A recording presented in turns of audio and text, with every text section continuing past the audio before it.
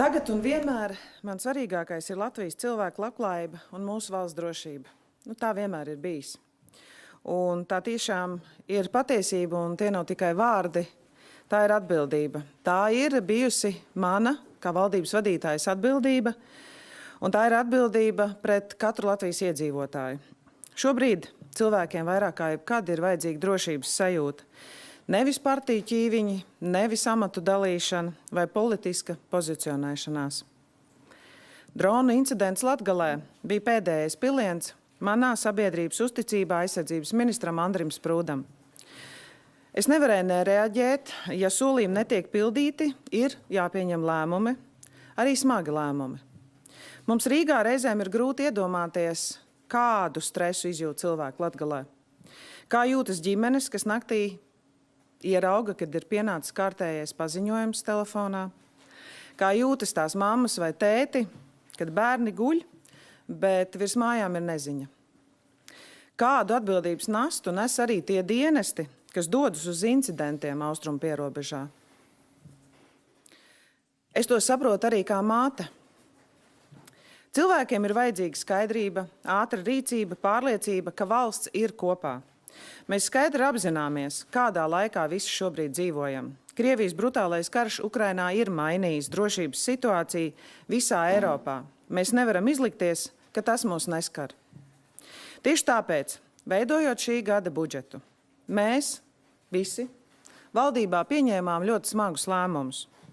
Ministri samazināja savu nozaru izdevumus, meklēja papildus resursus. Mēs to visu kopīgi nolēmām. Mēs pārdalījām finansējumu no citām jomām, lai aizsardzības finansējums sasniegtu gandrīz šos 5% no IKP. Vai tas bija viegli? Vai bija viegli skatīties acīs katram ministram savai nozarei, jo mēs bijām vienojušies, ka aizsardzība ir mūsu prioritāte? Nē, tas nebija viegli. Bet mēs to darījām, jo sapratām, mūsu cilvēku drošība ir pirmajā vietā. Mēs to darījām, lai mūsu bruņotajiem spēkiem varētu droši skatīties acīs. Mēs to darījām, jo zinām, cik liela atbildība šobrīd gulstās uz mūsu armiju, uz mūsu bruņotajiem spēkiem un arī uz mūsu dienestiem. Tāpēc mums ir arī tiesības prasīt rezultātu. Šobrīd politikā nav vietas tukšai runāšanai, nav vietas Mīnhausenas stāstiem, nav vietas solījumiem, kurus nevar novest līdz rezultātam. Mēs neesam tomēr parasta koalīcija mierīgos laikos. Mēs uzņēmāmies visi vadīt valsti brīdī, kad katru dienu ir jāpieņem smagi, sarežģīti un ļoti neatliekami lēmumi. Un šādā laikā nevar slēpties aiz procedūrām un vainot citus. Saņemot atkārtotas sūdzības un redzot situāciju un tādu saspīlētu situāciju aizsardzības ministrijā, es nonācu pie secinājuma, ka Andris Sprūds kā ministrs nedrīkst ieņemt vairs šo amatu. Un tāda ir ministru prezidenta privilēģija vai tiesības tātad arī atbrīvot no amata jebkuru ministru. Drošībai tieši šobrīd vairāk kā jebkad iepriekš ir jābūt profesionāli rokās. Tāpēc aizsardzības ministra amatam es virzīju profesionālu kandidātu pulkvedi Raivi Melni, jo viņam ir reāla pieredze Ukrainā. Šajā situācijā Latvijas cilvēki ir pelnījuši labāko, ko valsts var piedāvāt. Progresīvo vadība tā vietā, lai kopīgi strādātu pie drošības stiprināšanas, izvēlējās politisku atkāpšanos no atbildības. Un man tas nav pieņemami. Un jaunai vienotībai tas nav pieņemami. Partijas progresīvie politiķi ir uzņēmušies amatus, pienākumus un solījumus, kurus nav spējuši novest līdz rezultātam. Un brīdī, kad rodas kritiska situācija, viņi tos vienkārši noveļ uz citiem. Tas ir politiski nepieņemami. Tā ir politiski nepieņemama rīcība laikā, kad runa ir par mūsu cilvēku drošību. Šie nav mierīgākie laiki. Šī nav tomēr parasta situācija. Latgales iedzīvotājiem nav jādzīvo neziņā politisku spēļu dēļ.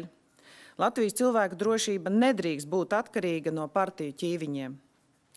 Es vienmēr esmu atbildīgi izturējusies pret saviem koalīcijas partneriem, bet, manuprāt, mana atbildība sabiedrības priekšā tomēr ir daudz lielāka. Es vadīju šo valdību, jo cilvēkiem bija vajadzīga stabilitāte. Es turēju kopā ļoti atšķirīgus politiskos spēkus, ZZS un progresīvos, jo es arī sapratu, ka mans uzdevums ir nodrošināt, lai valsts virzās uz priekšu. Un šajā laikā ir izdarīgi patiešām ļoti daudzi svarīgi darbi. Vispirms, protams, mēs palielinājām aizsardzības finansējumu līdz 5% no IKP, mēs palielinājām veselības budžetu un pieteicām karu zāļu reformas rezultātā, lai samazinātu cenas. Mēs nodrošinājām lielāku pensiju indeksāciju, mēs palielinājām māmiņu pabalstu, kas nebija gadiem darīts. Mēs sākām sen jau vajadzīgas pārmaiņas izglītībā, lai mūsu bērniem būtu skaidra nākotne. Mēs strādājām pie līdztiesīga atalgojuma iekšlietu nozarē. Mēs mazinājām administratīvo slogu uzņēmējiem, kā mēs to bijām solījuši un kā viņi arī no mums to sagaidīja. Mēs palīdzējām cilvēkiem ar hipotekāro kredītu procentu maksājumiem. Mēs vienkāršojām nodokļus. Mēs arī ieviesām līdz galam hospisa pakalpojumu. Mēs stiprinājām darbu pret vardarbību ģimenē.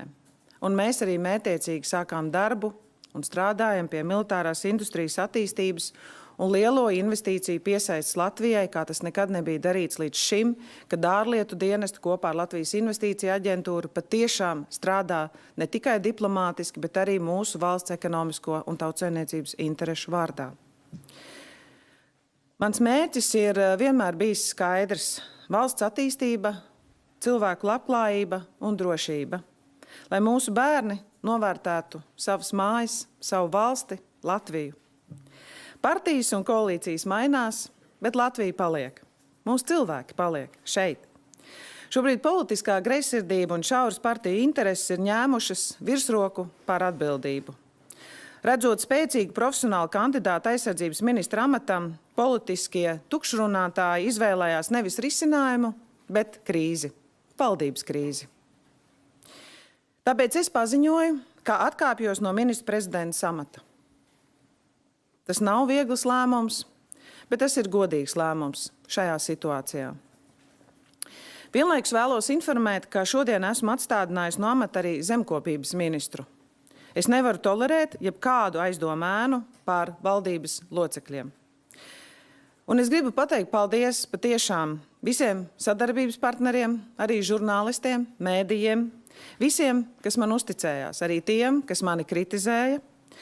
Un paldies arī ministriem, paldies Saeimas frakcijas deputātiem un paldies arī valsts prezidentam par līdzinējo sadarbību. Es atkāpjos, bet es nepadodos un es neaizeju. Solījums, kurus esmu devusi Latvijas cilvēkiem, visiem, ar kuriem mēs kopā Doma laukumā aizstāvējām Eiropas vērtības, es un jaunā vienotība turpināsim pildīt. Mana prioritāte paliek nemainīga – Latvijas drošība, cilvēku labklājība un arī mūsu kopīga valsts nākotne. Paldies jums, paldies par darbu kopā, lai Dievs svētī Latviju. Paldies, paldies.